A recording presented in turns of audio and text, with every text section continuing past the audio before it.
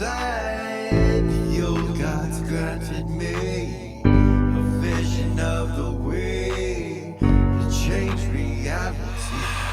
In the shadows creeping, can't rest your weary head. No time for you to sleep now, or evil it will spread. So gather all your friends and listen to my tale. Adventure story shaping magic and the veil.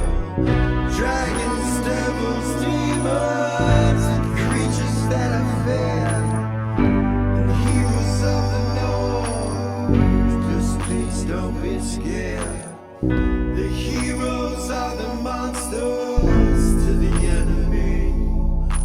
It all depends upon the way that you proceed. Original GM, we're here to set you free.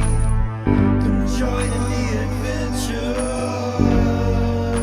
Who you wanna be? Who you wanna be? We are heroes.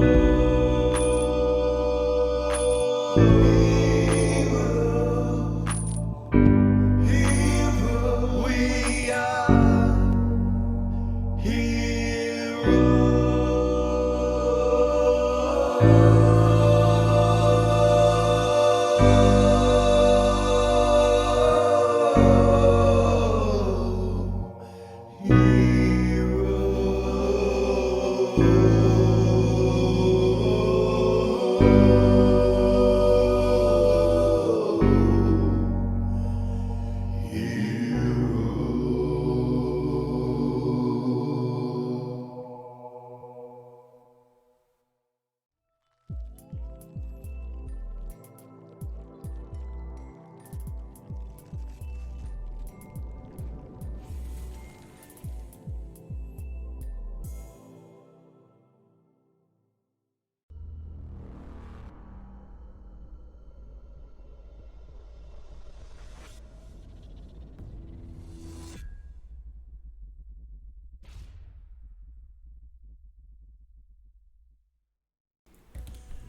Welcome back to Original GM. I'm Hupahu Cikala, episode 42, season 2. Ooh, getting there. Anything special to say? I got nothing. I've been excited this week. Yeah, I'm super excited to play. I am prepared and ready. It's quite the cliffhanger Yeah, last week. there's been a few coming, but yeah, last week, at least for the Twinks of Beacon. Right. Some of the Twinks of Beacon. I don't know. You know, if you guys. You know, I feel like Rava would reject that title. That's what I was getting ready to say. So. Like, I feel like if she ever heard anybody say that, she would be like, "You what the fuck? What did you just say?" Too funny. Lost your mind. So let's start.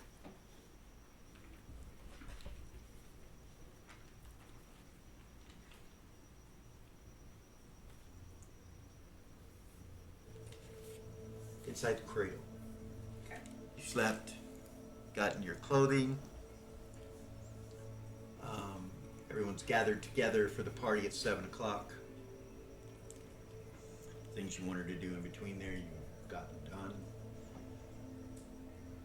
You guys are dressed to the nines, finery, and you guys all look unique. It's almost like everybody tried to change their appearance to more wealthy as you look around. And Lily's wearing shoes. Yeah. Too funny. Lily's got a pair of boots on, pair of shoes on, something, Holy right? shit. Boots of Something course. must be going on. Yeah, something must be up if she got some shoes on. She don't want to look like a redneck wood elf.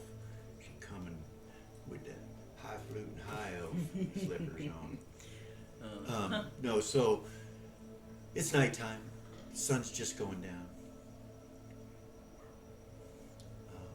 And you guys exit the cradle and leave Bella and Rabbit and Baby behind. And Reva and Velia are gone.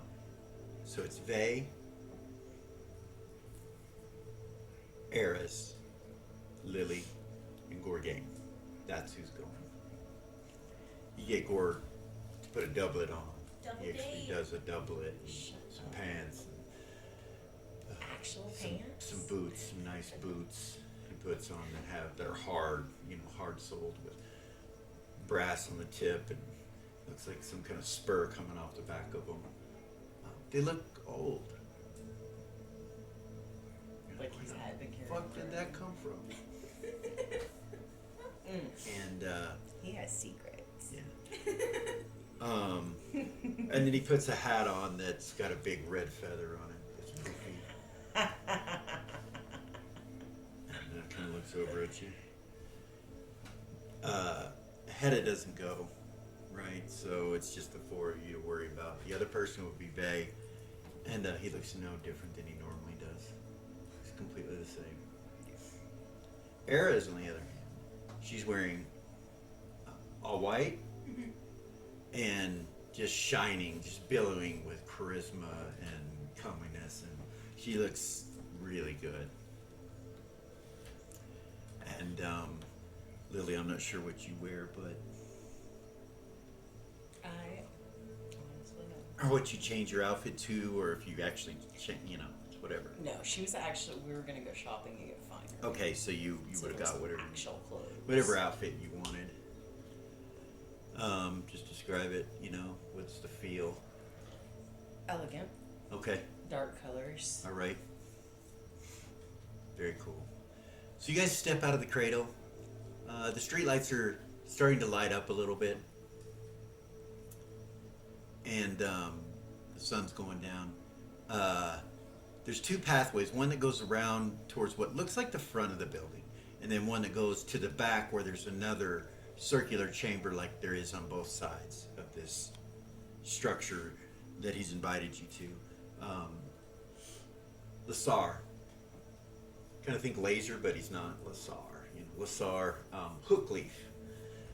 And this is the Hookleaf estate. And so I guess you go to the front. Vay will just turn and start walking this way. You walk past the statue of him and you recognize it. As you get kind of to the side of it, roll an intelligence check. You're also looking forward and seeing, like roll an observation, you're looking forward and seeing stairs that go up to this structure. Yes, Eris made it. Okay. Holy shit. You see a glint from the statue, and when you turn and look, you realize it's got gemstones in the eyes.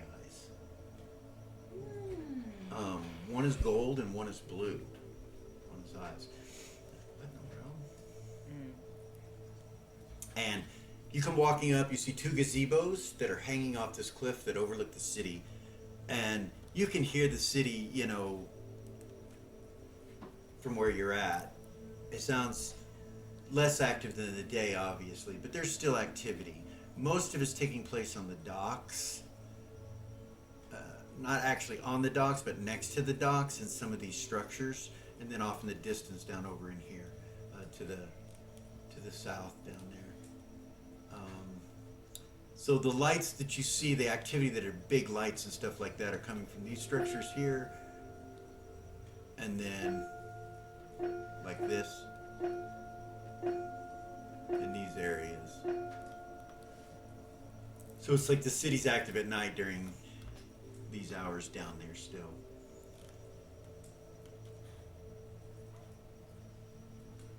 As you walk up to the stairs, you notice the structure. Beautiful, elven made, high elven.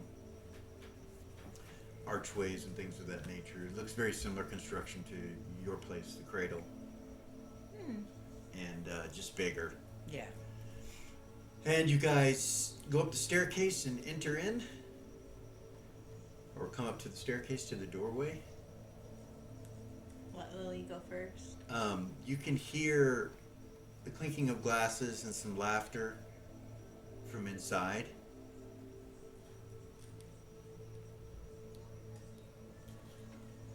as you walk up the staircase, the doors open for you. They're elven made of wood, really nice and stained, and they have carvings on them. And they open up, and when you look in, you can see pillars, and you can see a fountain that's got water coming out of it. You see a couple chandeliers lighting up the place. These pillars run this way, and you guys step inside. Mm-hmm. Yeah.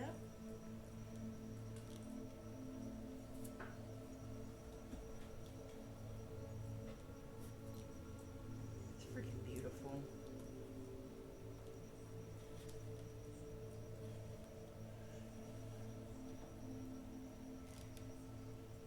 Over to your left is the group of people, and you see Lasar immediately come this way towards you. Welcome, my friends. Welcome, welcome. Thank you. I'm glad you came, and you can see the others in the background. I will give you a picture of him, so you don't have, I've given you a description of him, but when you get up close to him this time, you see that his eyes are different colors. And he welcomes you. He says, come, let me introduce you.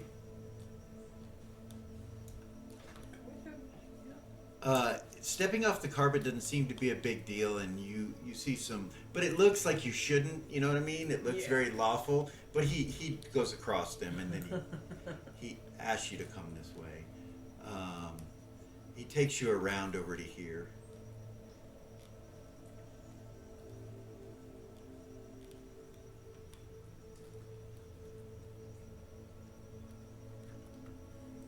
As you guys are coming in, you see a woman come through this door up to the north and start walking that way.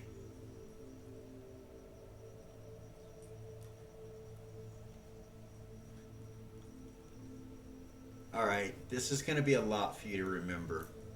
There's a lot of people here.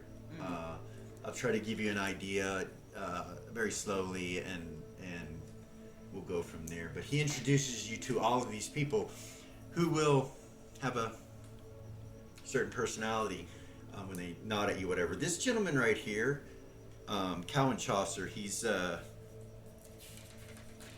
that's Jeffrey's dad. Chaucer? I was gonna say Chaucer. It's Jeffrey's dad. You know it when you see him. He looks like him. He's High Admiral Cowan Chaucer. He's in charge of.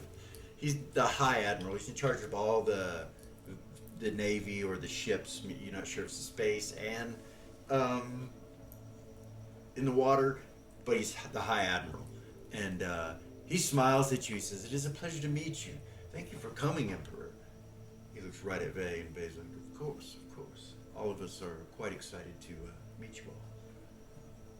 We love the city." Next to him,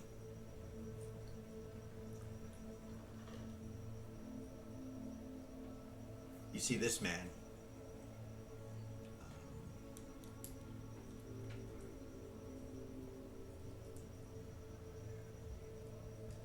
He doesn't say or do much. He just sits there with a drink in his hand, and he just kind of drinks it. He turns towards you, and he kind of goes like that, almost like he's not concerned with you being here. Like he got an attitude, maybe. Oh. And he kind of sits up a little bit to where he's hidden from looking at you, because High Admiral Chaucer's between you and him. Well. Yeah. Then sitting at this couch right next to him, you see a Hofflin. Little guy's only, like 3'2", sitting at the end of that at the top there. Next to this gentleman with piercing eyes and black hair. And this gentleman looks like a twin, or very similar to Hookleaf. Like they gotta be brothers. When you look at them, you realize they gotta be brothers. There's no question they're related somehow. And they're about the same age.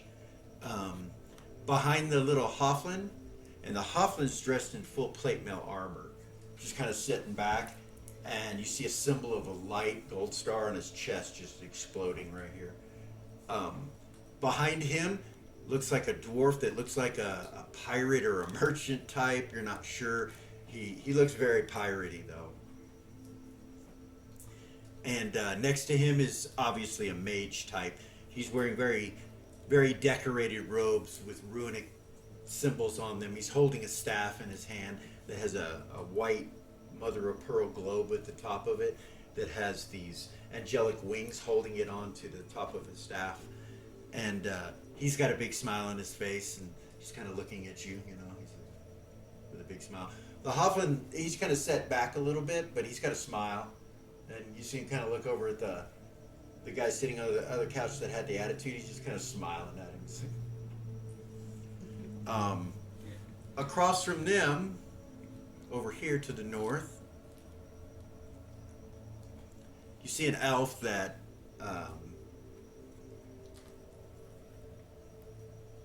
that you haven't met yet. He's wearing very, very nice clothing, like royal. Like it puts what you guys are wearing to shame, which you didn't think was possible until you came in here and saw what he was wearing. He's the best dressed of everybody in the room.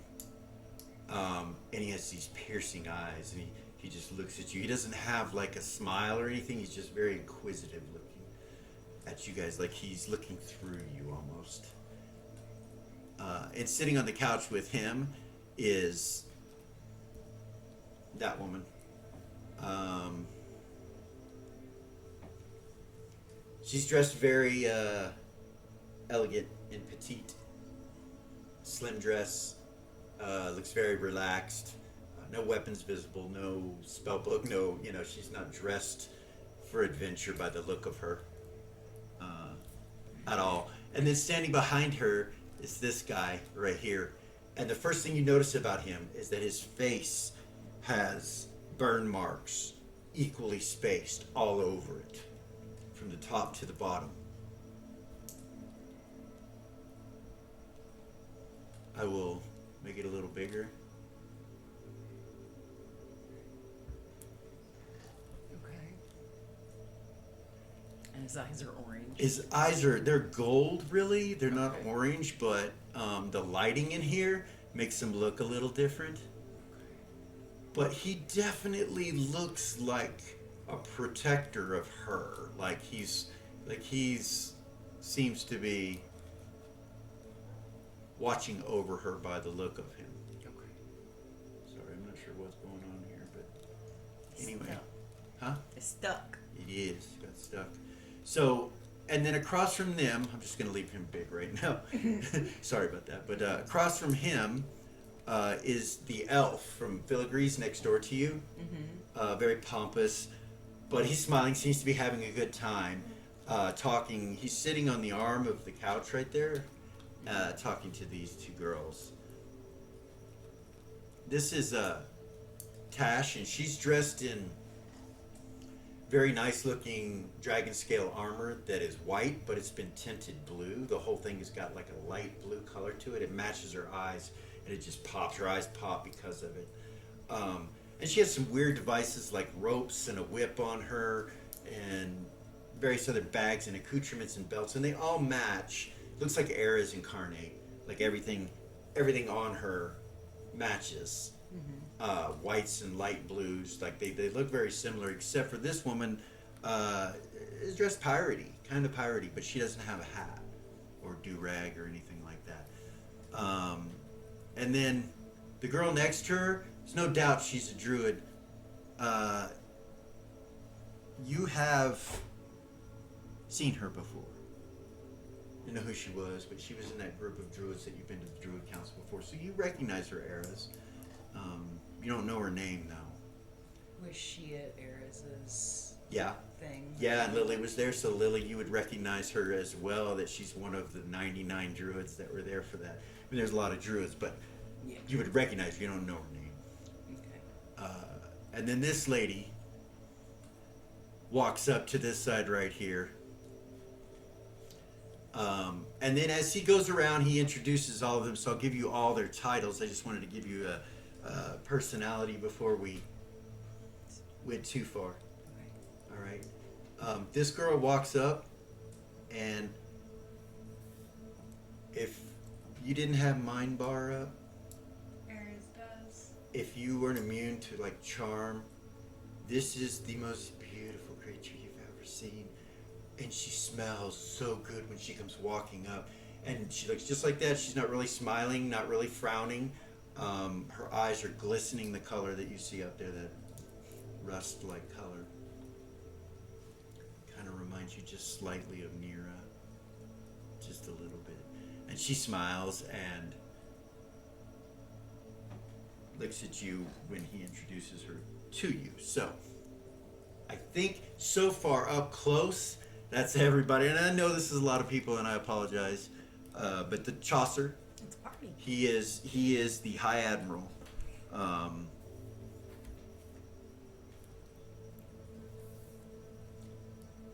This guy, he calls him Sergeant Qatar. And Sergeant. Sergeant, yeah. Nah, that's why he didn't like us. Yeah,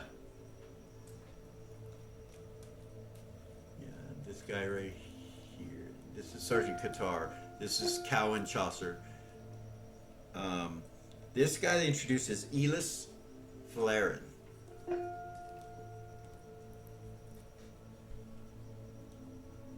The one that looks like his twin or younger brother. Doesn't have his last name, but yeah, doesn't mean. And then the Hoffman guy, they call him Sheriff Board. He goes, "That's Sheriff Board," and you look at him, he's like 3'2". He's the sheriff of this town, evidently, or of this city. Then behind him is Admiral Vrixer. This guy, this dwarf, and he kind of smiles and waves at you. Pleasure to meet you.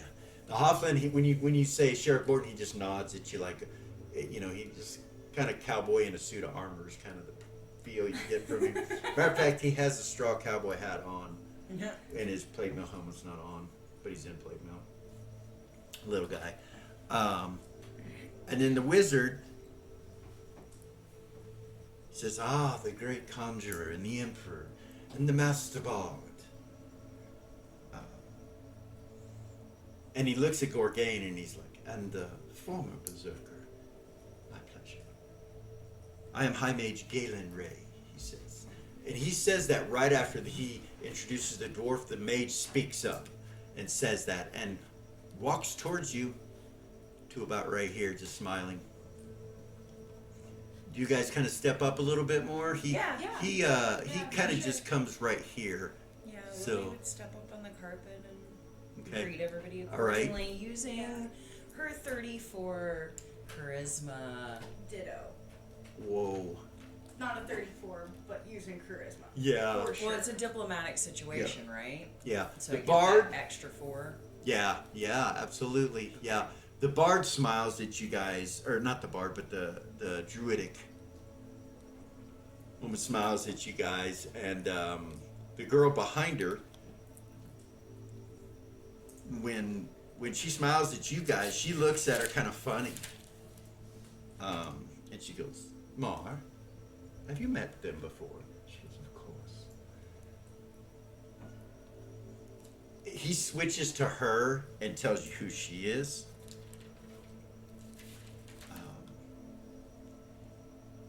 He says, "I'm never sure what exactly to say to introduce you." And she goes, "Let me do it myself."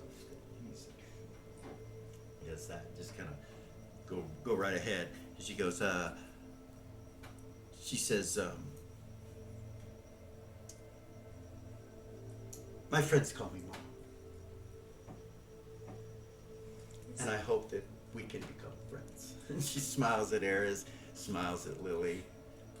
It was a pleasure to meet you. And I this would is- love that. The one with the red hair? Yeah. She doesn't give you her full name or anything like that. She just says, they call her, my friends call me Mar. I would love that. Eris says, and she'll smile at her. Okay.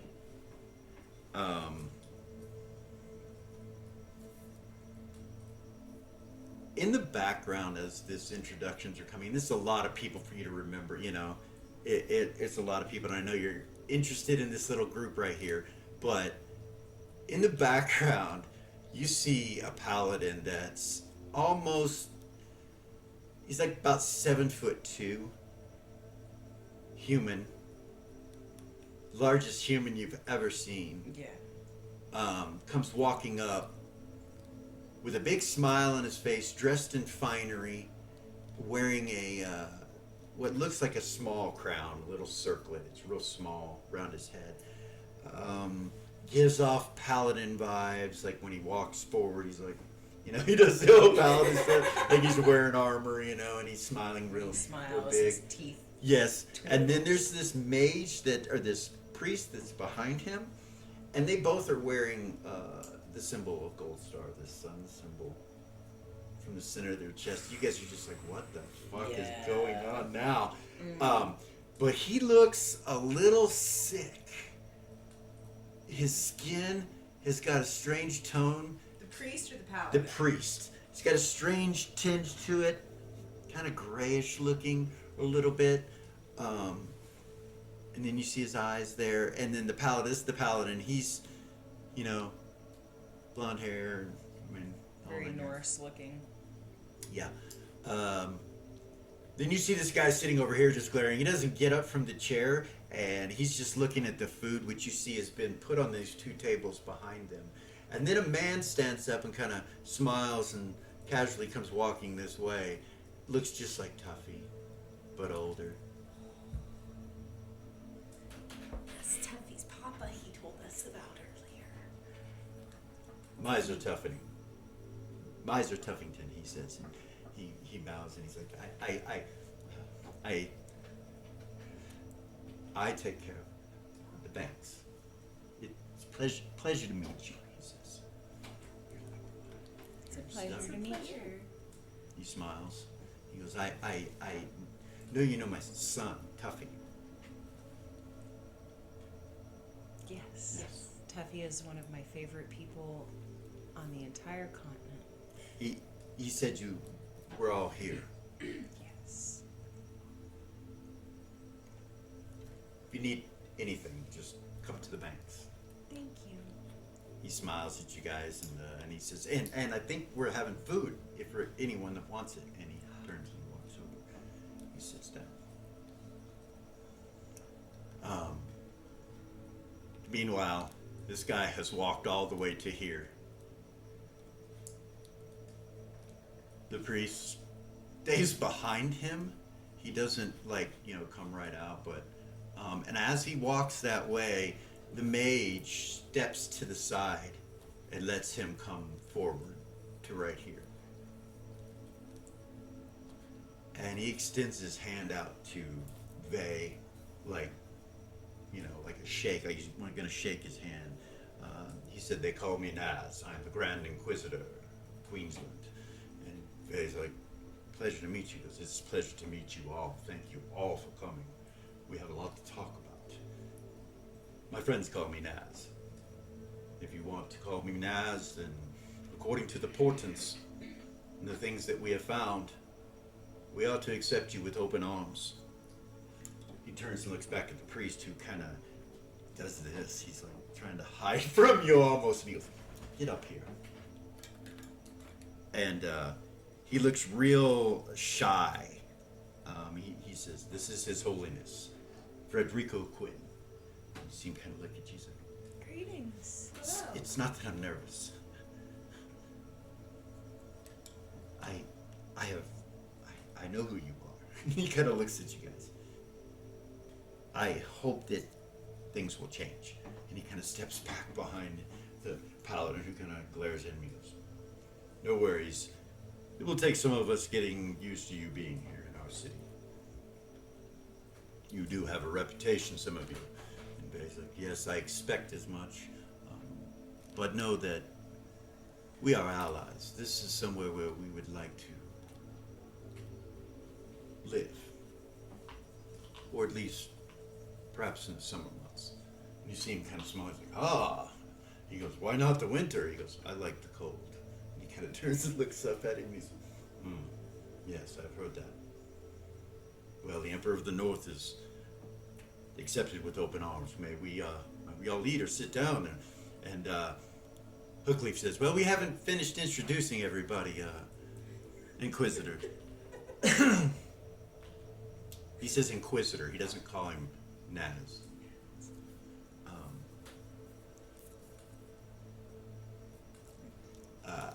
Yeah. So this guy right here owns Filigrees, or owns not Filigrees. It's the Etiquette Tailor, the one that's close to you. It's the other building that's close to you that sells clothing. Right. He owns that, and my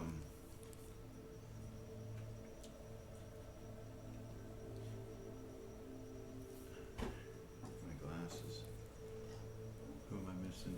His name's Palin, and the place is called Greens. I'm sorry, he's the one that owns the herbalism shop. Filigree's the one that owns the clothing shop.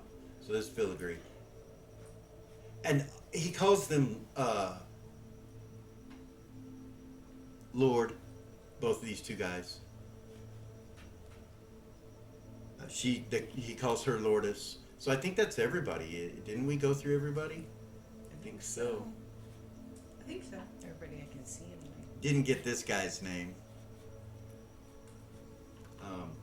They don't introduce him. Oh. You don't know why. Okay. He says, "Well, now that all that is done, of course, Emperor Raymond Sith," and he looks at Gorgain and he's like, "And your name?" And the maid goes, "He is Gorgain." Sigurd kind of looked at the maid, he's like, "Gorgain." He's like, "Ah," and of course the well-renowned and known, well, diplomat, to say the very least. You are so much more than that, Lily. Thistlebriar. I believe your parents are Thorn and Bell? Yes. Yes. Yeah, why don't you ask him about that, the dwarf says. He kind of looks at me. That it's not just start going off immediately. We still have, of course, this master bard that all of you are aware of who it is and are all wanting to meet. And he smiles, and they all kind of, perk up and look at you. Like, for the most part, 90% of them in the room are like looking at you. Big smiles. Eris, he says. The mage, when that happens, kind of steps back where he was with the dwarf. He goes over here where he was, like out from in front of you. And the two of these guys, His Holiness and the Grand Inquisitor, they go back to the table. And the Grand Inquisitor sits right here at the head, and he sits right here. And they start eating some food. And Hookleaf says, we've all agreed. We used to back in the day all eat at the same time or whatever, but we've learned that everyone's digestion is different and wants and needs. So whenever you're ready to eat, whatever. In the meantime, enjoy yourselves. Perhaps we can get you something to drink. That would be lovely. He nods and looks over at this grumpy guy who immediately gets up, and you see him walk out. He goes this way.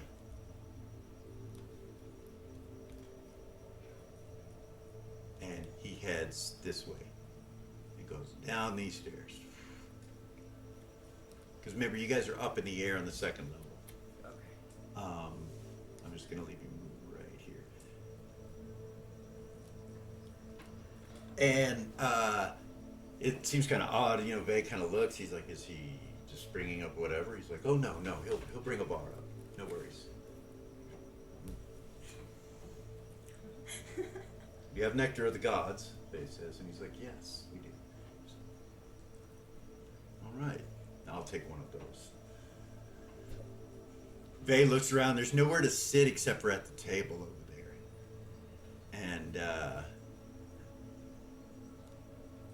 Eris, Yeah. he starts to walk this way. She has his arm. Her hand. As she's walking with him, as you're walking past the Hofflin board, he goes, hey, could you perhaps maybe sing us a song this evening? Maybe, yeah, we can see about that. And they all kind of start to smile and nod. Vay takes you past them and over to the table, and he sits down. I can't separate hold on, I gotta separate the two of you. He sits down at the head of the table on this side. Really? Yeah, where you said, That was. uh-oh. That was... Really, Faye? Where's that? Oh, goodness. He would, too.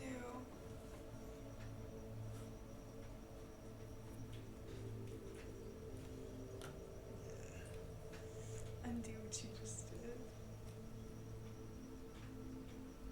There you go.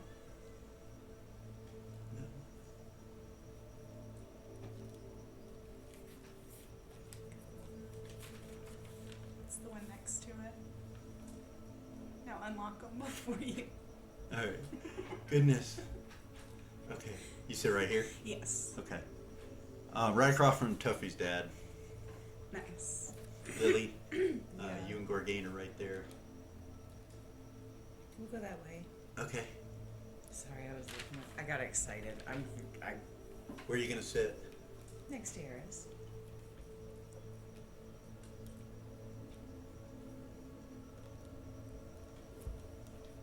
That means Gorgain sits right next to the priest, who kind of looks nervous when he does. You know what I mean? Like, he's like, what the, you know.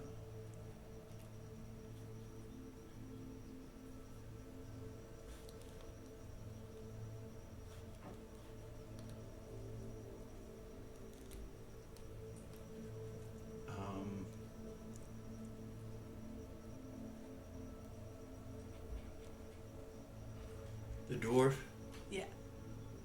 comes and sits down, Nice. and the mage comes with him. Yeah, they got questions. They nosy. I can feel it. They got some questions.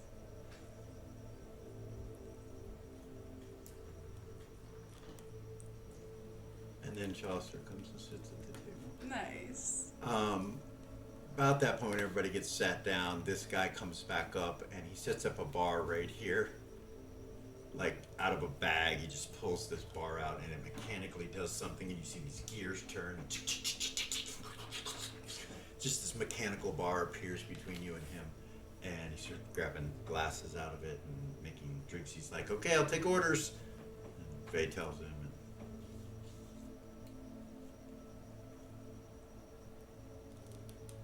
I'll do one. Others do the Sorry. same thing, like they order, everybody orders something. Rum Not and not cider. everybody, but yeah. What did you say? Rum and cider. Rum and cider, you say? He smiles. He hasn't smiled the whole time. You say that, he smiles and looks up at you. And he's like, Ah, gotcha. and then he goes back to what he's doing, all grumpy again. Leave it to Eris. Gotcha. There's all sorts of food in front of you. You recognize this is probably Hero's Feast or something. It's got everything and anything you would want.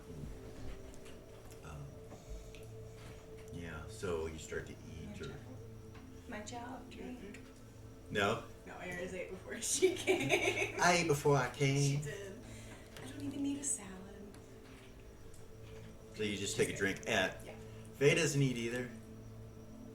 Gorgain does. He'll eat. So, the Emperor of the North is going to be in our city for an extended period of time, mainly because of the troubles you're having there, from what I hear. And Faye's like, yes, it's definitely a trouble. I don't know the outcome, but actually Lily guided us here. I think she was tired of the shit, he says. And they all kind of smile and look over at you. He says, well, then I'm sure that you understand that no shit is required to take place in this city. And he smiles at Faye and Faye goes, of course. Who says that? The Inquisitor, the guy at the opposite end, they're looking at each other, like straight across at each other. Got you. You could tell there's a little tension, and you know Vay's just putting on a face. It's Yeah. not, you know. It's a paladin and an anti-paladin. Yeah, Sitting across. Yeah. yeah. Yeah. You know what's going on here. Yeah. And so, I think that sounds lovely. Absolutely. I agree.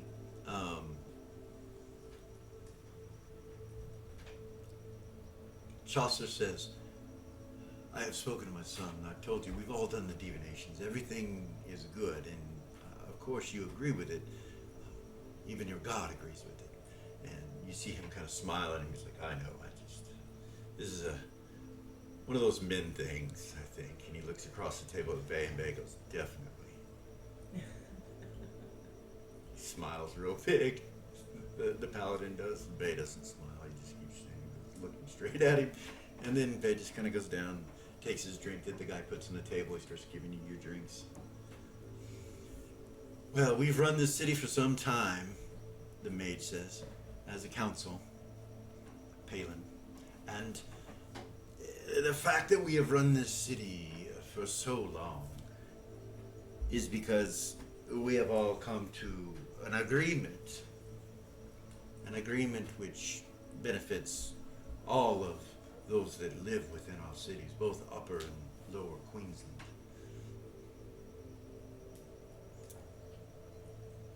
There are some of us that have questions or suspicions about certain things, but we don't want to just take over the evening with those sort of things. We should get to know one another first. And kind of looks around the table.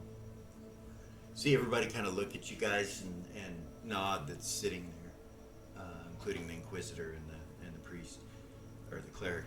And he says, the dwarf says, I just really can't hold it out anymore. And you should see the Inquisitor kind of look at it and goes, so your bloodline has been cursed against Asmodeus, and you've brought hell on the prime material plane through your excursions into hell and things of that nature. And, well, things don't look good up in your city, do they? He's talking to Bay. Yeah, and you see Bay just kind of smiling at me and goes, yeah, you pretty much have nailed it on the head. Of course, it's more complicated than that. He goes, there are more than just me that have their bloodline cursed, in whatever way it is. He goes, well, those around here, every time we try to look into your bloodline, they see that it's all confusion and chaos, and they can't see a god dang thing. Well, they shouldn't be divinating on me. You should expect that the Emperor of the North was protected. The mage goes, hey, now, do you feel stupid? And he looks at the dwarf, and he's like, well, yeah, but that's nonetheless part of what's going on. I just kind of feeling the lad out. He turns and looks over at Bay, and Bay goes, sometimes cats scratch.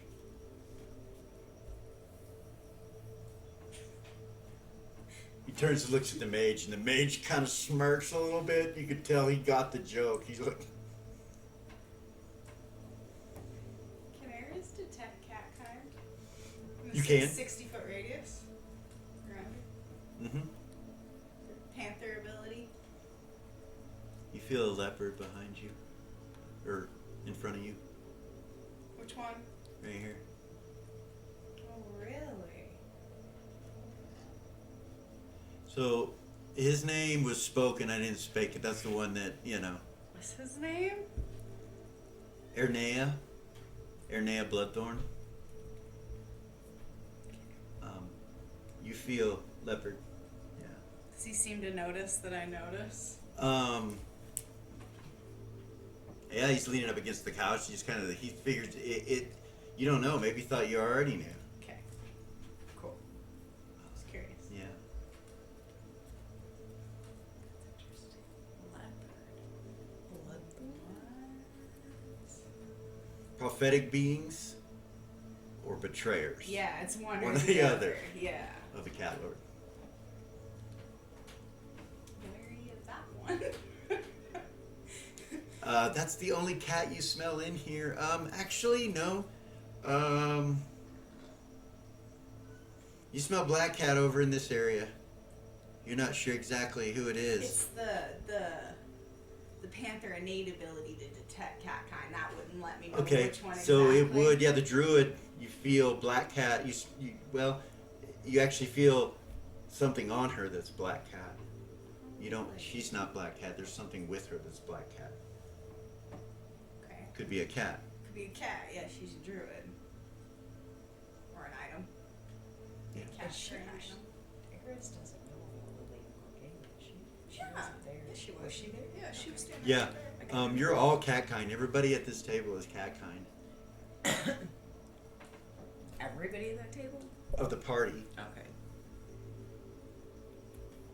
Cool. So you guys eat. They go into jokes and they talk about some things. They talk about the city a little bit and how it's growing. Not sure where we're going to put everybody, and that the price of property is skyrocketing. It's they talk about the city like it's a city of inventions. The engineering guild they have created. They talk about different things like clocks, watches, and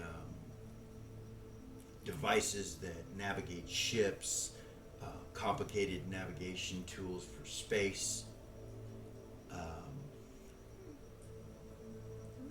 A little familiar with some of that stuff. Yeah, you say that, and so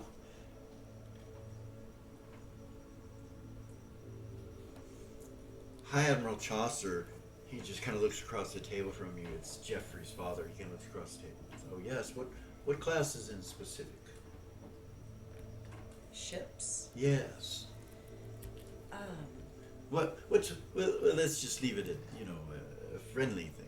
What is your favorite that you've driven so far? the Beetle was my favorite. It The was Beetle. a ship that Jamal had made for me. You see that name draws reaction. They're all like, they look at each other and then look back at you like, oh fuck. He was my banker. And then they try to hide it. You're like, He was Dorfra. my banker in Beacon. It's a Yeah. beautiful ship. I've heard of him before. He kind of turns to try. He says that to try to cover it up. And he's like, I think I've heard of him before. But it was amazing. It was made from vulcanite. I wanted to say vibranium. It's Is made it from vulcanite? It was made from vulcanite. They all like. And it was The mage kind of looks over at you. and smiles. amazing. Nothing else that I've been in since then compares to it.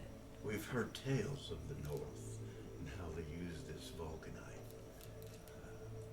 It's rare to get it here in the South, and when you do, it's very expensive. I must say that I have dabbled a bit in powdered vulcanite in my casting, so I am aware of its abilities. The dwarf goes, sounds like something we could trade. It's a metal. It's rare, and we mine lots of stuff. Here in the city, the mines beneath the city are just covered in wealth. Of course, as the guild master of metals, I'm in charge of all that. My admiral ship is an admiral ship. When you get our age, you kind of get your fingers in all sorts of things. You just try to make sure that it's not in things that'll hurt you. Yeah. He nods. Across the room, you hear like that girl you were with yesterday, and it just kind of comes out of nowhere, and it's a female voice, and he's like, "What?"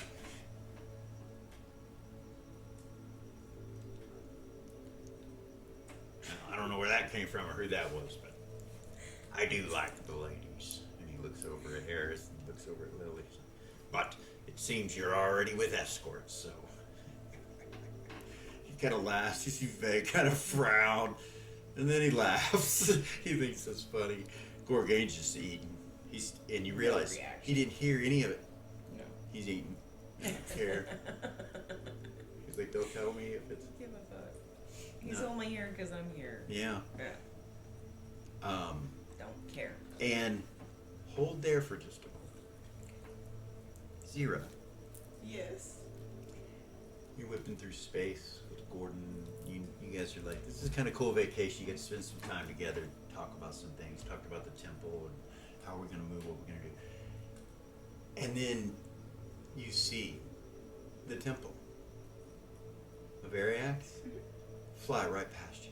Hey, Through the window, you're like, what the? And he's like, what the fuck? Flip it around. okay, you flip it Take around off and after take it. off after it. It is hauling ass. What the fuck? Where is You- the thing going? You are not gaining on it. By the time you hit your maximum, it's staying even with you. Like you're just. Fuck. And it seems to be headed towards the planet.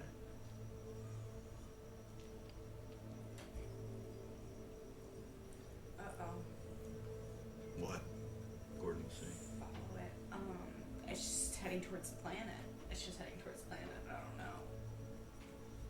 It's hauling ass though. I'm at my max speed right now and I can't catch it.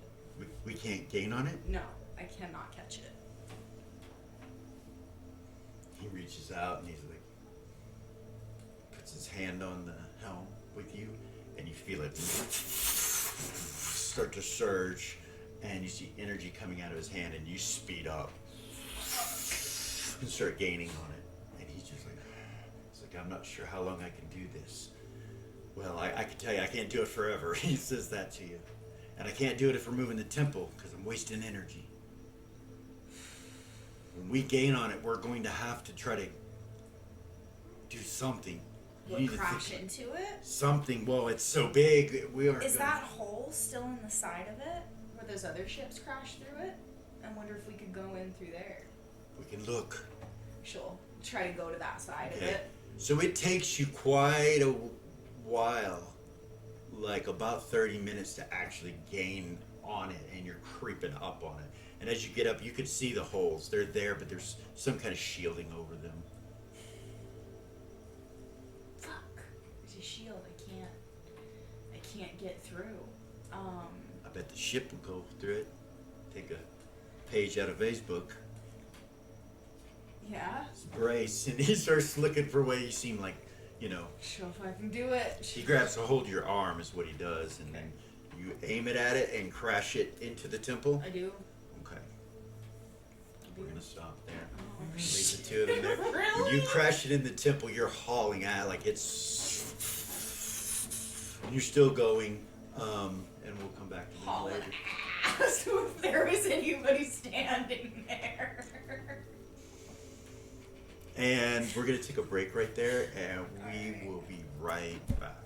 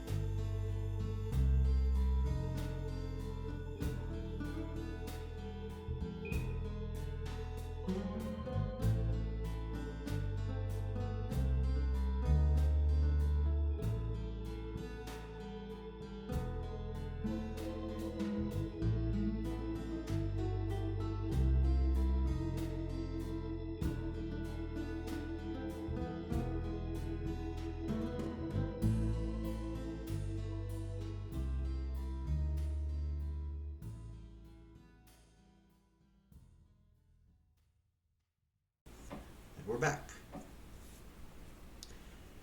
You guys are eating and everything's been going on. There's been no weird questions except by the dwarf. You know, questions that are pushing the barrier or whatever. Besides, Naz has kind of been a little bit weird with the priest and that kind of stuff that's going on there. But as you guys are standing there, the girls all kind of gather together and come walking over this way and go behind Lily and Eris. And Eris will turn. it's Skylar, Mar, the druid.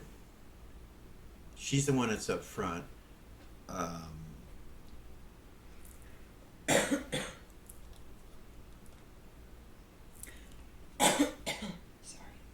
So yeah, Skylar, Admiral Skylar. You're not sure, you know, what she's admiral of. Ash, the girl that they call Ash. She's the one that was being guarded by the guy, the very feminine one. Mar, and then Nerva. And Nerva is smiling real big, and you feel and smell her, like she's her charisma and her comeliness together are overpowering. Lily, you know, yours is high too, so you're in good company. But they come up, and the girl that said her name was Mar, she looks at the High Inquisitor and she says, Naz, if you don't mind, and of course you gentlemen, she goes, the girls and I would like to have a talk. We've got some things to show them. If you guys would like to come with us. Yeah. Eris will smile and stand up. She'll look at Vang. She'll kiss him on the cheek. Okay. And turn around. He gives you the look like, you know, no worries, everything's okay. And they walk you guys over to this area.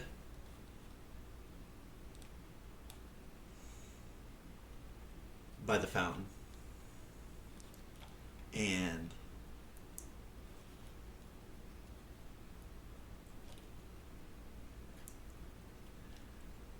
Mar says, too much posturing over there.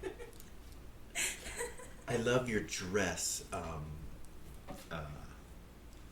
Nerva says to you, Lily. Thank you. It's quite beautiful. Where did you have it made? You know, and she's just talking about that. She shows interest in that. I talked to her about it.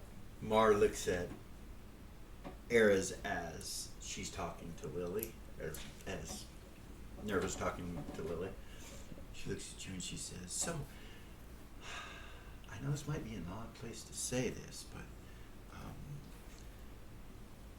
we would like to offer you rulership of the Southern Council of Druids if you're interested.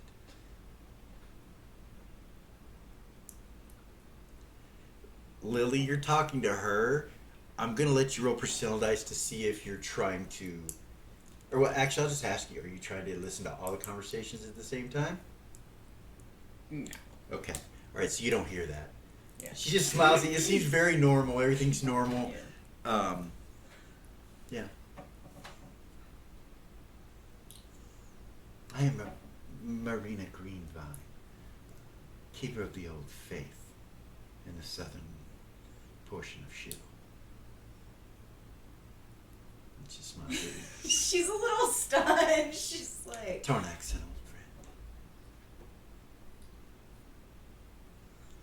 You have done so very much for this world, and we would like to be able to appreciate it by offering you a seat. The seat. That is a huge, huge honor. Yes, something you'll need to think about, I'm sure. Yeah, absolutely. Thank you. Thank you for all that you have done. It does not go unseen. We are quite aware. And you guys finished talking about the dresses and stuff like that, and do you mention David in your conversation? Designs by David. Yeah, when she asked, I would have told You- her you had that's where mentioned- it came from. Yeah. Okay.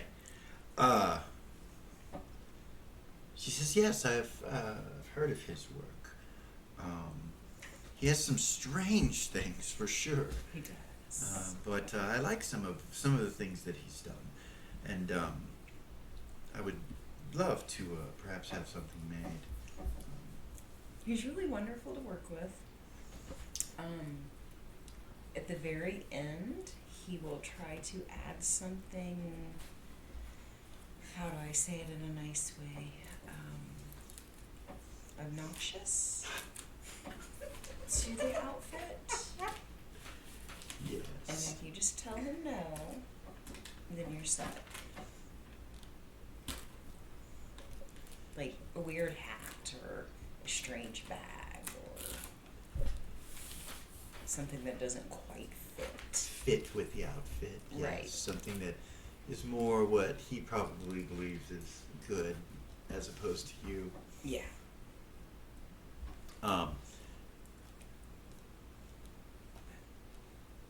Skyla is listening to you I could introduce you if you'd like. as well, and she's like, oh yeah, perhaps. The boys are probably going to be discussing things like politics and things that are going on in this region. There's been an influx of things, and of course, there are plans within plans.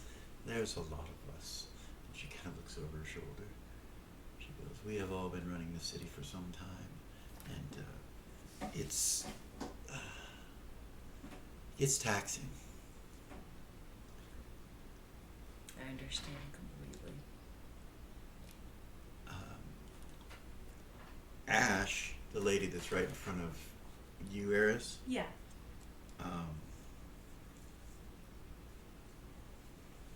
that sounds like such a great honor, I know, but I tried to tell her that simply stepping down from that position and offering it to you would probably be more of a headache for you than it would something good. She turns and looks at her, and Marina just kind of looks at you and smiles a little bit. There's just no one in the South that I could trust with that position. Your clout and abilities and besides, you probably will need something to garner your attention and keep you away from the thoughts of what you're about to do. It just looks at you.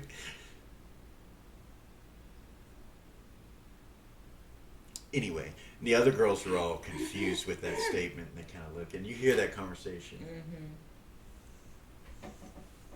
She just smile at her. Okay. She just smile at her.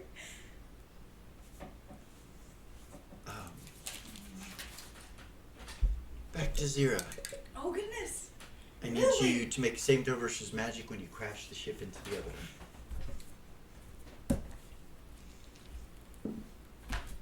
Just,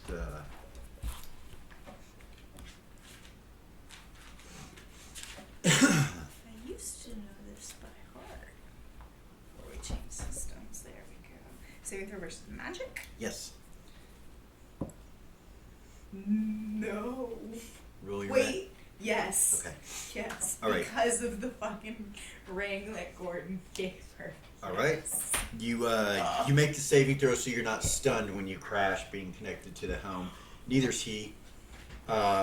This ship is made to ram the Sun Chaser. It's made to do that, so it does a pretty good job, and the hole's really already there. It's just magic holding it that you actually break through that area into the room, and it's not real bad. It's almost like a landing, almost. It rips part of the front of rakes part of the front of the ship and rips part of the walls of the temple off, and you're just kind of sitting in it. And as you're like stepping away from the helm, and you're kind of at an angle on the ship, you know what I mean? You could reach down and touch the helm again and continue to move it in any direction if you want. It's up to you. But as you're doing that, you get a telepathic message from your brother. So, the lava has moved and it is flowing past the temple. It is in the form of a river headed north, and is at the moment that I'm telling you breaching the outside walls of Mirabini. When he starts talking, she'll cue Gordon into the telepathy. Okay. So it's out of the city walls, headed north, and I might say it's going uphill. It's a river of sorts. What the fuck? It's not affecting the temple. It's actually a good 20 feet away from the temple front door right now. But it's not growing, it's just flowing. It's Okay. literally like a river, Zira. I've gathered all the orcs. Okay. They're in the temple. I'm not sure what you want us to do. Well, some of them I sent up to the ships, but Yeah. should we prepare to evacuate? This high priestess of yours is just has no answers, so what would you like for me to do, sister?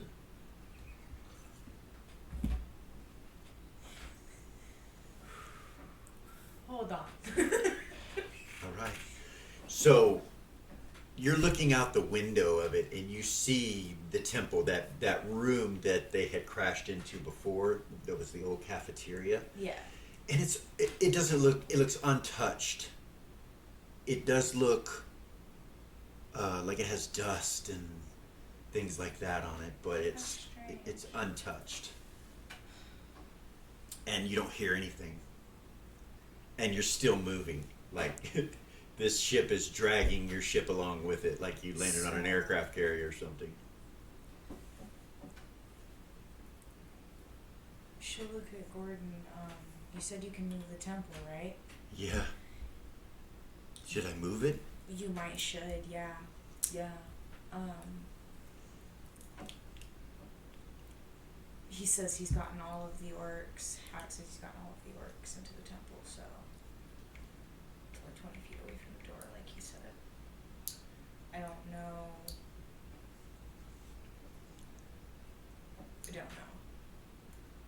We should probably move it. He said it's going uphill towards the north. What is the river? Yeah. What? It's weird. It's strange. You probably know what's going on with that. You should keep us posted on that for sure. Can you do it from here? Or do you have to be there? I gotta be there. Okay. You wanna go back? Not mean- without this. Right? Let's try to make it to the helm room and have them keep us updated. I don't think it's gonna overtake the temple. You don't think? No. Not from what Okay. Chagru says, no. Okay. She'll telepathy your brother back and she'll say, we are going to start making our way back. Gordon does not believe it's going to overtake the temple. He doesn't believe it will? Nope. According to Chagru's. Very well, sister. We are in the Temple of Aragax. We just got here. Hmm. So we're going to try to get to the helm room and then we will be heading back with the temple.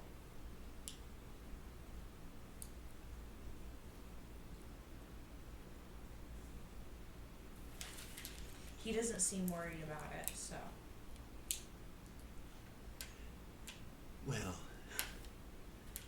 you know, it's Gordon we're talking about. He says, no offense, sister, but Well, he does have a direct connection to Chagris, and I'm sure Chagris would let him know if the temple were going to be overtaken. you would think so. Yes, we should have faith in that. I suppose. Yes, you're right. All right, I will calm everyone down. Thank you. So, the fountain between you and them pretty much covers any speech that's going on in this area over here. Okay. So which one of her? It was the druid that said before you do what you're about to Yeah, do. the redhead. Does she know? Her. Right there. Does she know that? Okay. All right.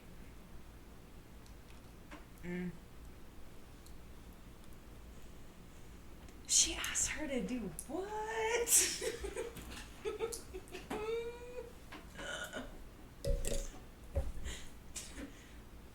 And she also, you heard her tell you she was a keeper of the old faith. Yeah.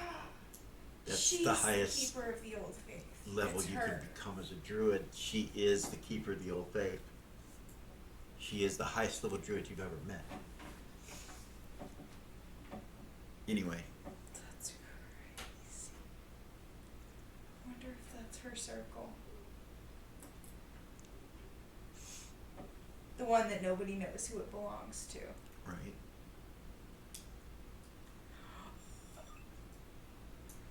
Yeah, that's rude. She's not gonna ask her.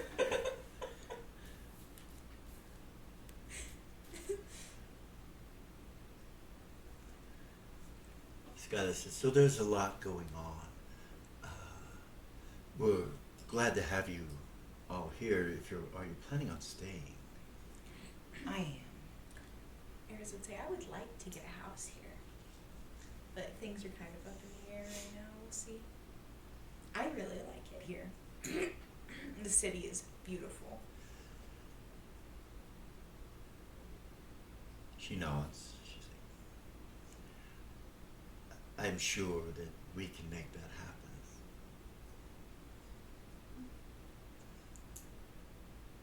It's very kind of you. It is. And even if it's not exactly what you're looking for or want, perhaps we can construct something that you would be more interested in. Or you could, or we've heard of your skills. It's rumored that, well, What? that you built Mirabilia, the whole city. Yeah. That is wonderful. You, both of you, are shining examples of womanhood. Your voices and actions have reflected some good, some bad, but you're renowned. We've heard of you all the way in the South.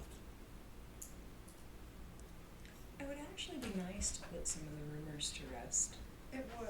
I don't mind Of course. questions. They're from- vicious. They are vicious, and most of them are not true. At least the ones that have come across to me over the last period of time have not been true, and that goes for everybody here. Ash, she's General Ash, right here. Mm-hmm. She kind of smiles a little bit. She's like, well, there are a lot of rumors about various individuals. I think probably what you're maybe feeling or experiencing here in this room really has nothing to do with you. More to do with your affiliations and what they have done. I think Kind that of is glance over at Vay. that are the concerns. You glance at Vay. Mm-hmm. She looks over at Vay and she's like, we have not heard or There's more of a question. seen. No, she says, we have not heard or seen anything coming from the Emperor that we would consider at the level of what we're discussing. I'm sure that they're a little concerned about the Emperor, another ruler comes to your city, you understand? Where are his sisters, the three of them I'm sure are also, Well, the no. oldest sister, the eldest, she's there's a concern for the Queen of the North, of course, Got but it. we feel that she is on the right path.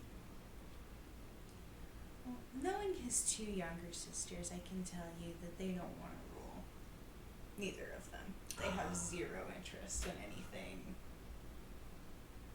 Of Well, is that nature. because it's being taken over and changed, or is that because that is the way they always That's just, they would rather adventure.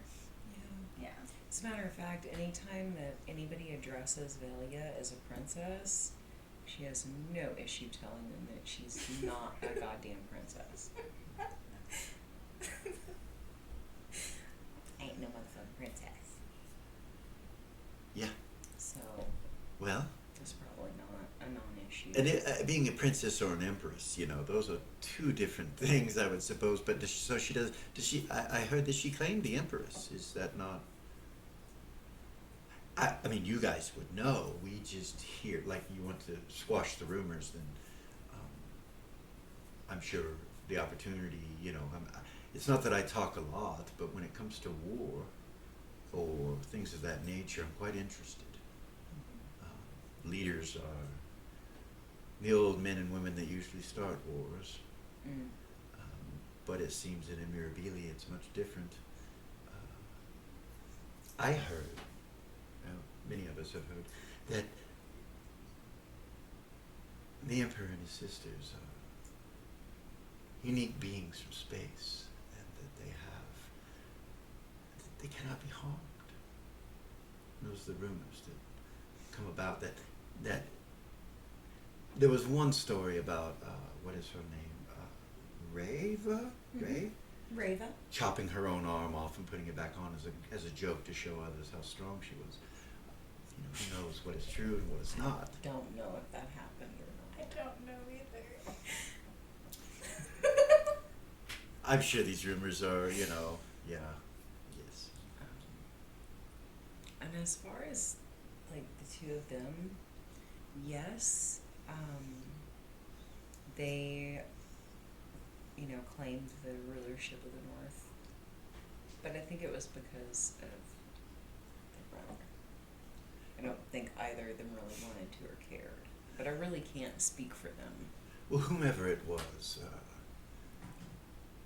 a good try, and it was a job well done for killing so many vampires. We feel like what he or they have done has been a boon to goodness, for sure. The North is, it is as if the vampires just disappeared out of every town, every city, overnight. He completed the task in less than 24 hours. It's an amazing feat.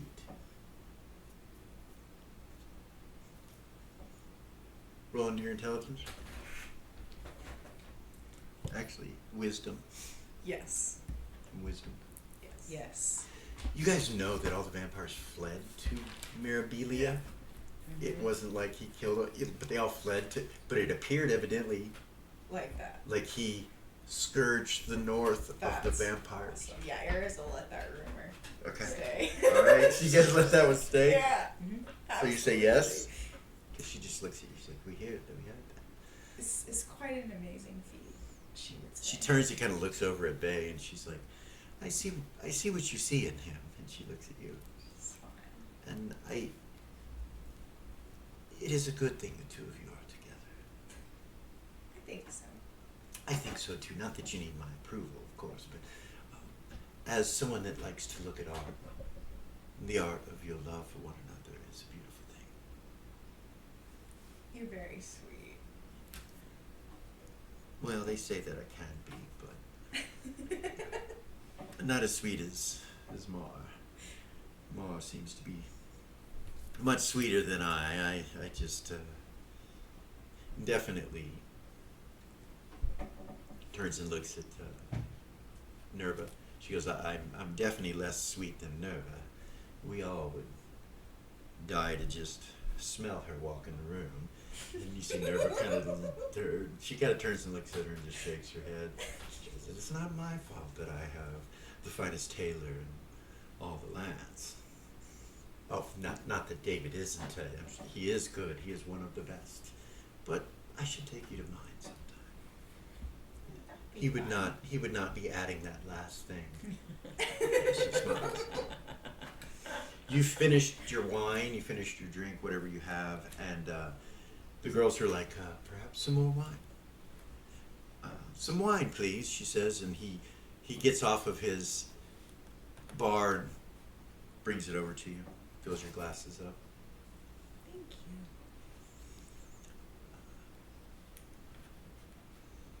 You would notice Gorg looking over your way, just kind of like, just glancing, and you look at him, he smiles. You see he's done with his meal. Now he's paying attention. Now he's paying attention to what's going on. Smile back. And you can tell Vay is talking. You don't know what he's saying, but you can tell he's talking and everybody's looking at him.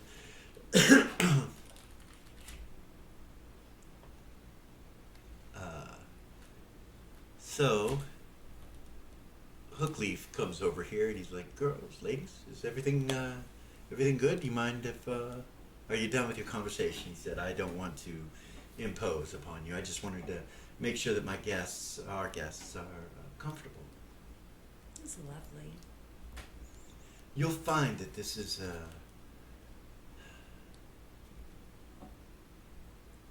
an awe-inspiring, peaceful city. There's crime, like any city, but the people here are all good-hearted for the most part. Yeah, there are some of those that are questionable, but there are no cults in this city. There are no evil workings. You are safe in Upper Queensland for sure, but Lower Queensland as well. So, might I ask an uncomfortable question? Of course, this is different than just the casual conversation, he says, and you see his eye blink, his gold one, he kind of blinks it for a second. And you realize he wasn't winking at you, it just was something weird. He just kind of went, you know, just looking at you. Observation? Both of us or just her? Both of you. Are you looking at him? Of course. Oh, I missed it. Damn Got it. Yes. You got it? Yeah, because my intelligence went up. In the pupil, you see something go.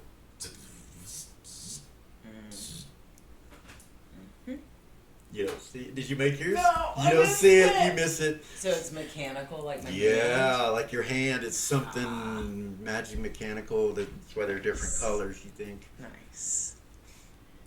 Yes. What question do you have?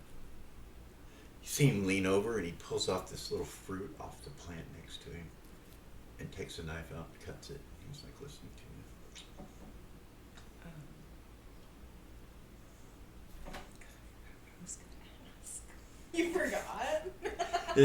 Yeah, looking at him, you're like, uh-oh. You were gonna ask an uncomfortable question. He smiles at you. Marina next to you just kind of looks at him and goes.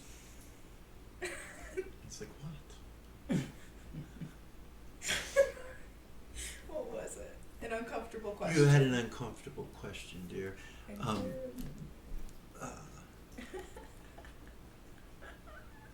Must be the wine. Must be the wine, Must yes. be the wine. So sorry. Circle back to me.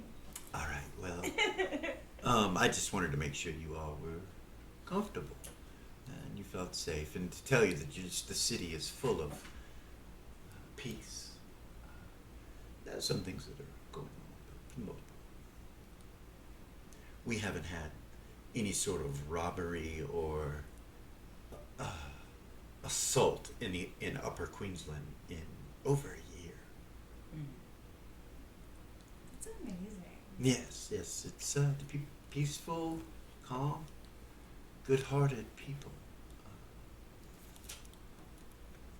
Now, we've had some things happen to the north. He kind of looks back over his shoulder at the Hoffman that you see sitting over there. He's like, Board hails from a location known as Pickers. It's a small Hoffman village, city, whatever you want to call it. Nonetheless, they've had some recent incursions by some dark things.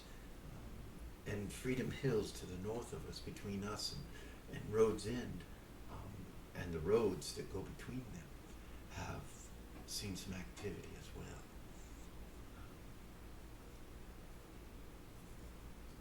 Disappearances.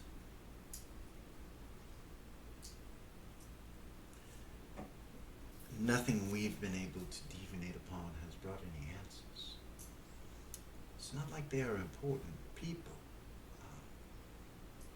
Nonetheless, they are citizens of the South, and the Queen would want us to protect them.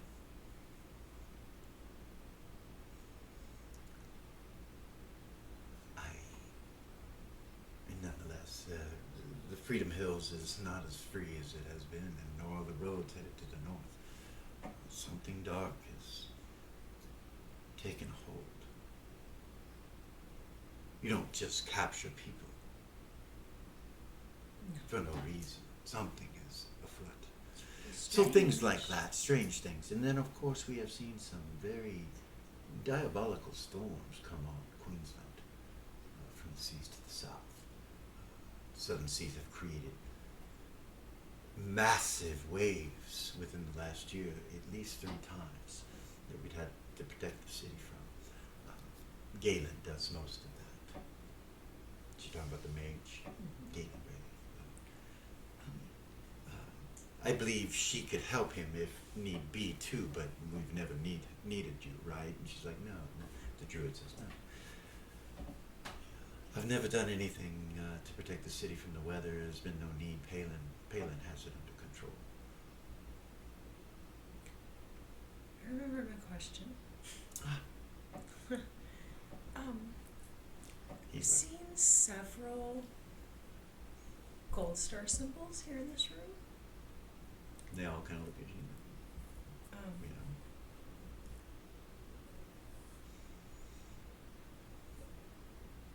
I was under the impression that after the business with Istanbul's being taken over by that cult and all of that, that he died and was no longer a god of the prime material plane. Has something happened that he's come back, or was I misinformed? He looks at them, and they all kind of look down to the ground and smile a little bit. And he's like, "Well, we are more informed than that. We know that you were present at his death. Rumor had it for a long time that you were the cause.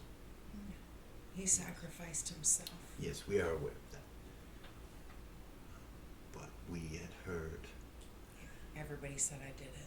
Yes, at the beginning, it was that way. But yes, we know you were present. So, well, simply put, he kind of looks around over their shoulders off in that direction. He's like, there are some that just have not released their faith. I think that's very honorable. His Holiness believes that Gold Star's alive. And then he'll come back. He has spoken a few times about what he called his return, but what he has said is that none of us will remember if that takes place. Which ensured that some of us have protected ourselves in case that does happen. As you would. Yeah. Yes. And that went on deeper, and so we've learned so very much more. He kind of turns at Eris and just looks at her for a second. He's like, so you can understand that we don't want to alter anything that might be needed or must take place, but we'd be very open-armed in helping in any way that would bring balance back to the world.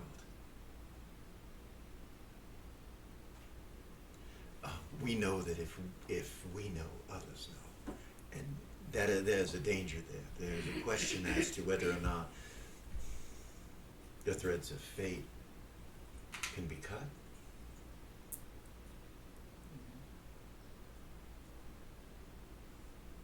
The divinations change quite often, and I think that's because the thoughts of doing such things to alter the world itself as a whole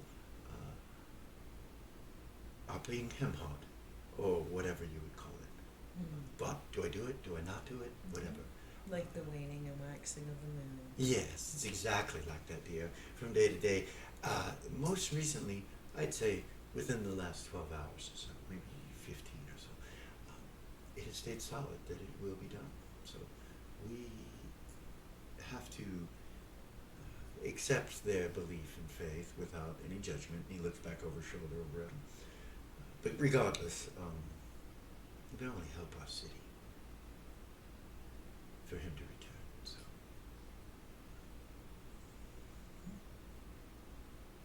I know that you work for the Cat Lord. I have a minion. Well, not a minion. I have a someone who works for me that works for the Cat Lord. He kind of turns. She'll glance over at him. You know. Yes. Recently has come to the council and requested that we allow the prophecy to start within our city. To putting the Nexus back into his prison, there is supposed to be a prophetic one who comes from here or is already here. We do not know.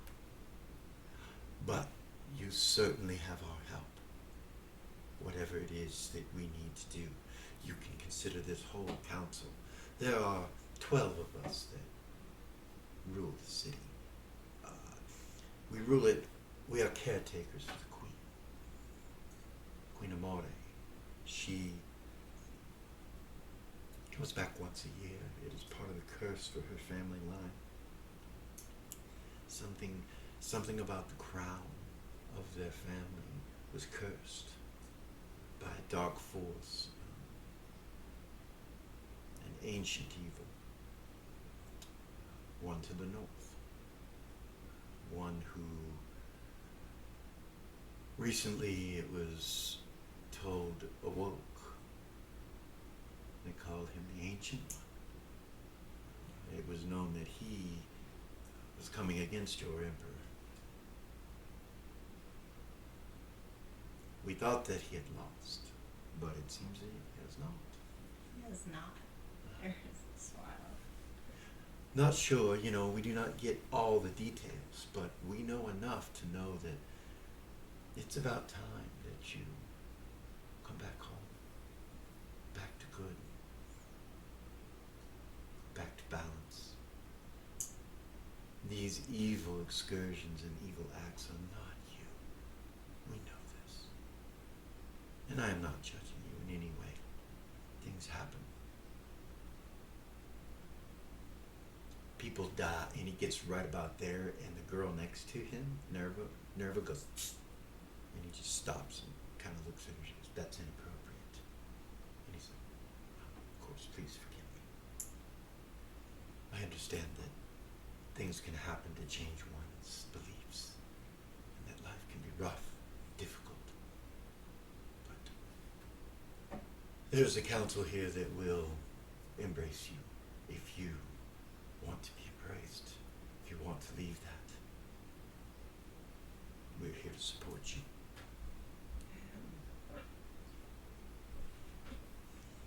I've suffered a lot of loss through a lot,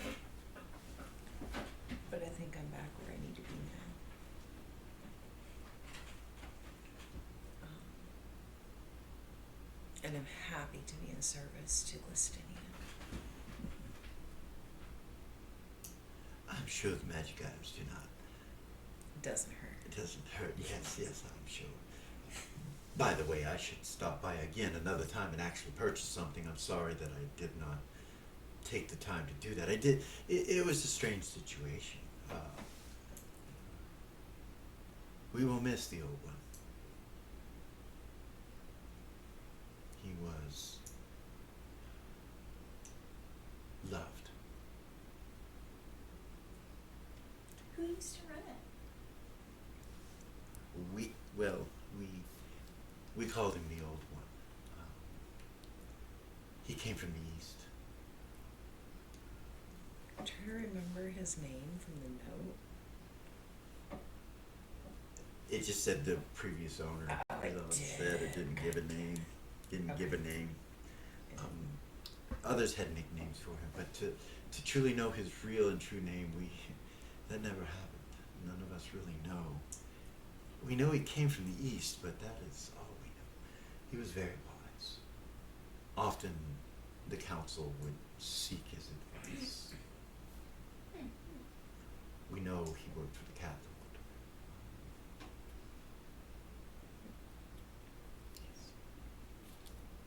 And then he had that monkey. Baby. Yes, baby. Who appears to still be there and present. Yes. I can tell you that monkey has been creeping around that shop for as long as I can remember. Or any of you girls, right? And they're like, yeah. Yeah, he said that baby was part of the cradle.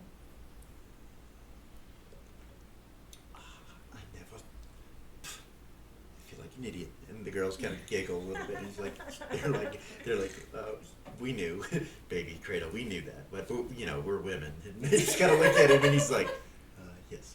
And with that, I will go here and make sure our other guests are being peaceful and everything. Does a little curtsy and then or little bow and walks away. As he walks away, Skylar, Mm-hmm. she goes, damn. And she just looks at him as he's walking away.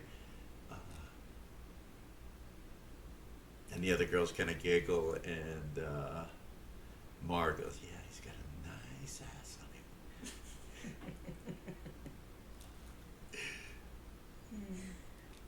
him. And Not looking. Right. okay. Yeah, they're, you know what I mean, they're being girls. When men are not around, they're being girls, or some girls, you know. Right. Not all girls, but anyway, it's not letting me grab that for some reason. It's crazy, being crazy. So, yeah, he walks back over to the table where they and all of them are. And the girls say, so, of course it's going to be you that buys the house and decorates it and all of those things. Yeah. We could send one of ours over to assist you in that, if you, and perhaps show you, you know, what is for sale. If Miser should take care of it all. If he gives you any problems, let us know. I appreciate that. He's Seems real nice. he's a nice man, for Yeah. sure. He has missed his son a great deal. I'm tired of hearing him talk about it. Tuffy is here in the city with us, so Oh, I think he saw him yeah. yesterday or something, that they spoke. I don't know what it is with him and his son. I know he loves him a great deal, but they always argue. No matter how much time has passed, it seems that, yeah. And then when he's gone, his father just, anyway, none of my business, she says. It's interesting. It is. Right. Knowing Tuffy's perspective. Yeah. So yes, there are some things happening. Also, to the fullest extent of our conversation, I had told you that there's some people missing. We have also had some missing in space. We have found ships completely empty. There have been missing persons. There have. Weird. Are there any connection between all of these missing people? No, No, none. none. So it seems random. It's definitely not random because it's here, Right. you know, it's nowhere else. It's not, it's coming, but it's not from the city. It's strange. If it were something like bandits, that would be easy to find. Bandits would not be in space. This is something like us, something that can go to space. I know that it seems like our city has the ability to do a lot of that. There are some vessels that have been engineered that enable those individuals that use them to transport and travel and various other things, but they are not space-worthy. There are only a few space-worthy vessels within, you know, Queensland. We do have a small navy patrol. Of course, we don't patrol the whole South. It's just this region, just this area.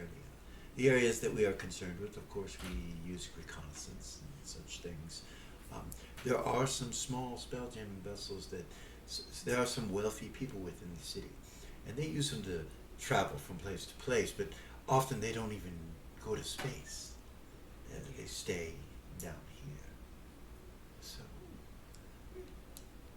there's that, but it's disturbing. So If we can help in any way, let us know. Yeah. appreciate that. We will talk to the council. You know, I'm not sure how you'd be able to help, but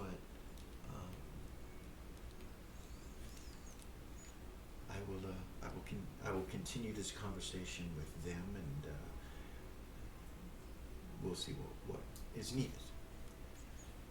I'm sure some of them will be interested in putting you to the test. The heroes of the night. You hear Vay kind of raise his voice a little bit, and he says,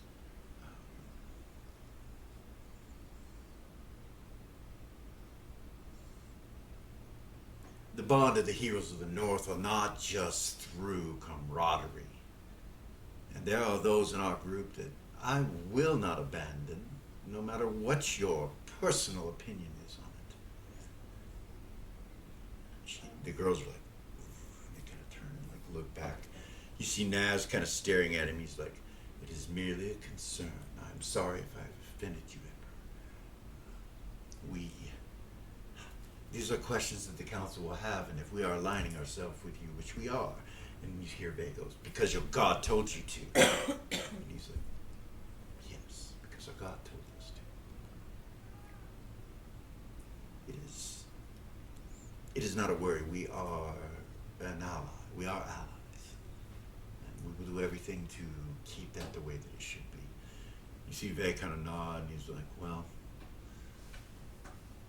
appreciate the dinner. And he stands up. Closes There's the a door. walk over there. You see Naz go, hey, you do not have to leave right now. And you see Hookleaf look at him. He's like, Emperor, it was wonderful having you. He stands up. He's like, let's get together. Maybe I'll come by tomorrow or something like that. And you see Vay go, okay, thank you for the invitation. Paris will say excuse me to the girls. The and she'll girls, walk they smile over. at you, and you walk away. Yeah. Gord kind of gets up. He's like, what's going on, you know? And Vay walks to Erez and leaves. She'll take his arm. Okay. You go, Lily? What do you do? He leaves. He just gets up and Eris walks will out. telepathy Lily and say if you would like to stay, I'll let you know what's going on. That's up to you. Okay. So Gord kind of walks over here. He just walks to Lily, like, what's going on? You know what I mean? And the other girls that are standing there She'll step smile. over and grab his hand. Okay. Vay telepathies to you. You can stay if you want. I had to do that. This is just politics, he says. I'm not really angry. Got you. Okay.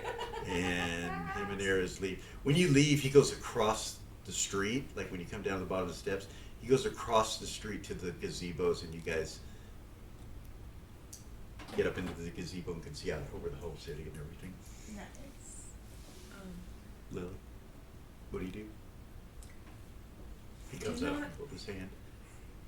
While we are all family, and make no mistake about it, we are. I don't always agree with him. The girls nod. Well, little secret. Marina says to you, she goes, that pisses me the fuck off. She smiles.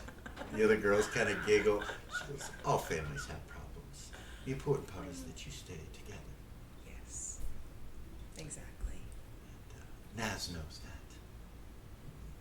Whatever that was is in reference to some of your heroes, I'm sure. Sure. Some of us have questionable morals at times. And in they're- opposition of Naz. Well, and in opposition of myself and Gorgain and Hedda and Erez. He looks real uncomfortable, and he's playing the part of a barbarian. He looks stupid right now. Yeah. And you really think that he just doesn't get it. He doesn't know what's going on. literally. Like it's not always like that with him, Yeah. but this time you can see that whatever this is, he's not getting it. Yeah. Your diplomatic skills seem to be working well, though, so far. You haven't directly used diplomacy yet, but your charisma's working well.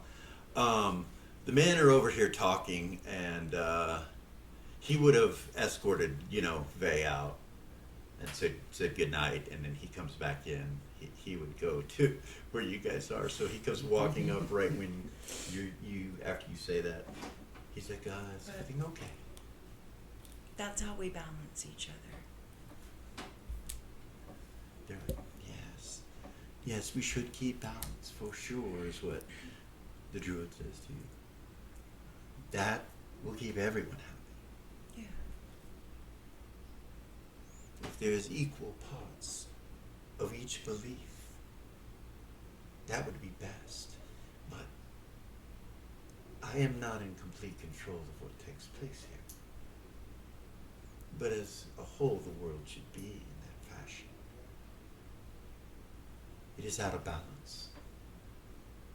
It is only recently that we received our druidic magic again, Right.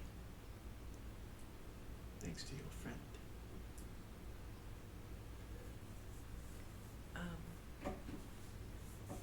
He's like, I hope the Emperor's not real offended. I hope that things will be fine, but I'm sure it was posturing. Mm.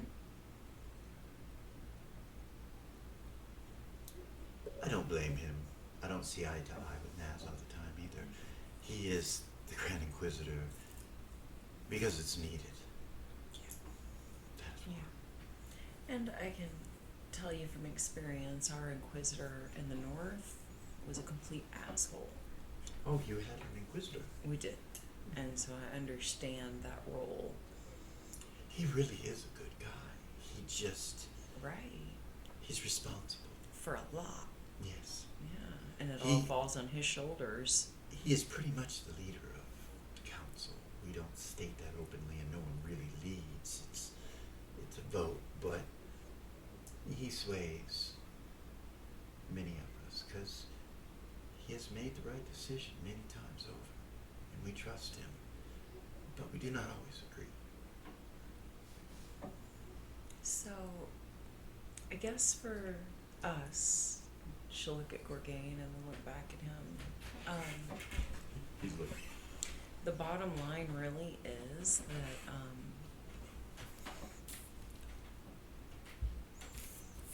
the Cat Lord brought me back to where I need to be, and he saved Gorgain's life in a way that nobody said was possible. And I am eternally grateful. I am in his service. And that is who I will be following. It's why I'm here, and I don't intend on leaving. Mar, the druid, looks at you. She goes, "That is such a wonderful thing to hear. The Cat Lord is such a blessed man." Isn't he? Oh yes, yes. Gustinian has my heart. I have known him for some time, and he is, well, he can be fickle at times, but for the most part, he has my heart. Well, he has my undying gratitude and my loyalty. So maybe that will give everyone here some comfort. Of course, I don't think they were talking about the Cat Lord. And the girls go, huh? The reason they left wasn't about the Cat Lord. No. The girls go, "Oh, what was it about?" Minerva says, and he's like, Nas, the Inquisitor had mentioned something about Zira. Gordon, their concerns made Vay mad.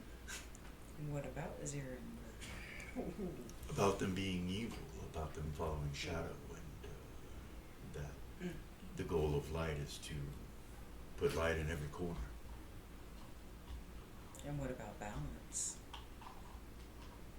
You said it to Gorgain? What about bounce? He's like, yeah, but I think bounce is good.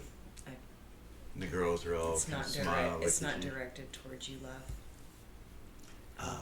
Nervous as our gracious host. Lazar has mentioned, we do not always agree with Nancy, but please do not let that destroy anything. It surprises me. You are a renowned diplomat. So something to make you angry, visibly so that we can all see, in a diplomatic situation must be close to your heart. I do apologize. No need, dear. I've known Zira since the day she was born.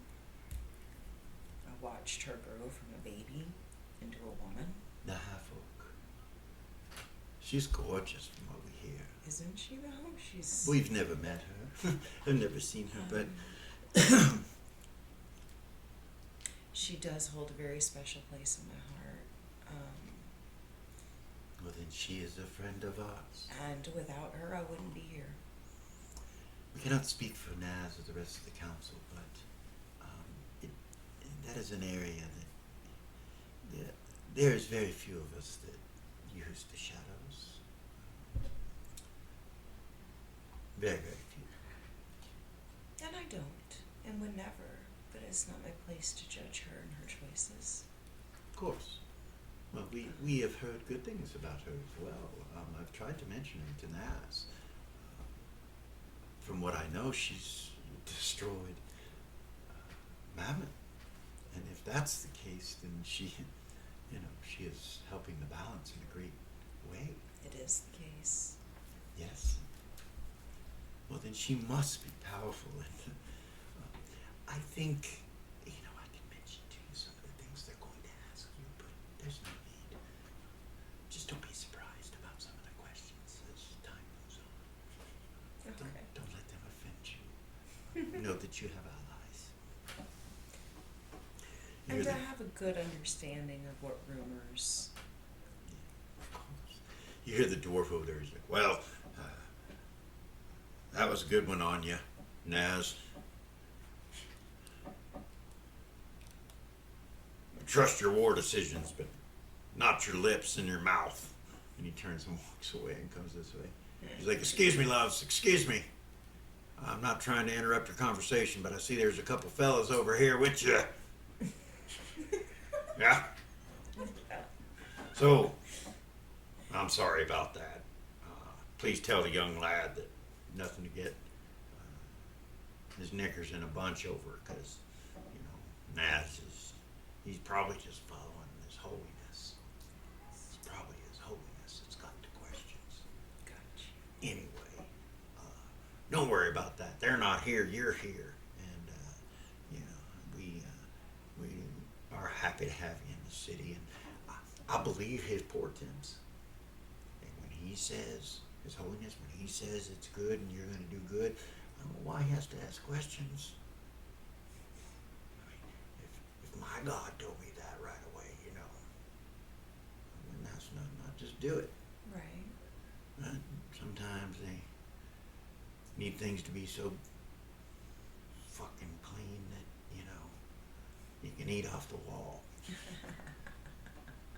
Me personally, the questions I ask, I'm just curious. That's it. Did you kill some cobalt babies? That's right at you. Corgain's like, yes, we did. She did not, but I did. And Gordon did. The dwarf goes, well, good on you. Them little creatures, they're not any good at all. All they do is kill. You know what? A baby cobalt could kill a baby human or a baby dwarf, no problem. You did good. And that's what they do. If you put a baby in a room with them, they'd eat them. Yeah. Yeah, you did the right thing. They were going to kill us. It wasn't... We didn't just attack. Sorry, I keep forgetting you're not there. Gord kind of goes like this when you say they were going to kill us. Gord kind of goes. And he kind of does that, and he's like, and then he goes back straight again. The girls kind of giggle. You said they giggle when you say they were going to kill us. They giggle. You're not sure. You think it's because of Gord, but Because you reacted. yeah.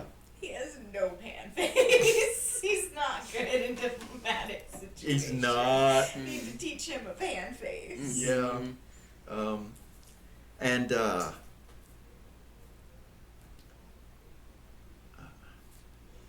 so I run the place down there, the mining operation. Come see Lord Rixer. You can see me down there. Just tell him I'll make sure that if any heroes of the North come, that they're brought right in. You could take a look at our operation, and I can show you what's going on and where we've gotten to and what's stopping us from going any further. But you know, You probably already know that I'm fascinated with crystals, right? well, That would be crystals are down there, love. That would be fun. Yeah, there's something else down there. Something creepy? Oh no, something Something shiny? special. It's special. It kind of looks at the girls. He's like, I probably shouldn't tell you yet. No, you'll eventually find out. But yeah, if you go down there, man, yeah, come see me. He says. Okay. Awesome. That you got that friend of yours. What's his name? My assistant, his name is Rabbit. No. Um, My Ken. He says. oh, Hannah. Yeah, bring him along with you. Well, he's just next door at my place. Oh, well, you should have brought him tonight. Why didn't you bring him? He didn't. Oh, I understand. Well, you bring him to the mines. Okay. Bring him down and come check us out at the guild hall, Okay. and we'll do the thing. And I'm actually glad that came up because I forgot to let everybody here know that I do have Rabbit and Bella. Rabbit is my assistant, and so much more than that. I hired him to be my assistant. And he basically manages everything for me. Lasar's like, good on you. So any like financial business or anything like that, he will deal with. Well, I can tell you that anyone affiliated with the council and our followers and the people that are with us, they go to your shop. So you'll be meeting them. You'll be seeing others and meeting them. Wonderful. You have a pretty regular clientele. I would guess that they're probably going to wait about a week before they show up, any of them, just for you to get settled. But you will be busy. Okay. It is a busy location. I think you sell more than anyone, including Filigree over there. And I think your shop is quite profitable and busy. So. Wonderful. And that's where we're going to stop this evening. Okay. I'm sorry, but It's No okay. worries. No worries. I didn't mean to cuss at you. I'm sorry. no, you're good. You're good. You're good. You're good. Let me make sure. Yeah. That's it. Want to make sure I got everything in there. Is there something you want to do? Is that okay? You're good. I'm good. Okay. Well, good episode. Good session. Yeah. That was a lot of fun. We'll come back next learned a session lot. right there. Yeah. That was cool. Yeah, well, Lot that's of kind of an information. information episode. I know Cikala was like, I think we're going to have combat tonight. I think we're going to have combat. No, it didn't happen. And like I know some people these kinds of sessions are like, whatever, but if we didn't have these sessions, we wouldn't be able to. Yeah, I wouldn't be able to do the other stuff. Yeah, so Right. that was a great Right. episode, though. Thank you guys for coming. Like, subscribe, share, and ding ding and all that. Peace.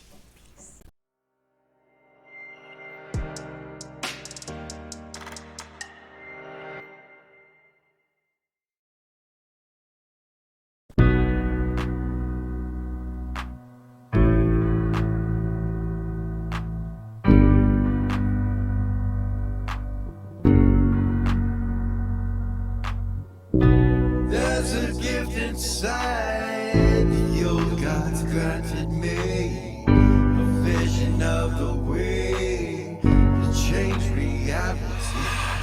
In the shadows creeping, can't rest your weary head. No time for you to sleep.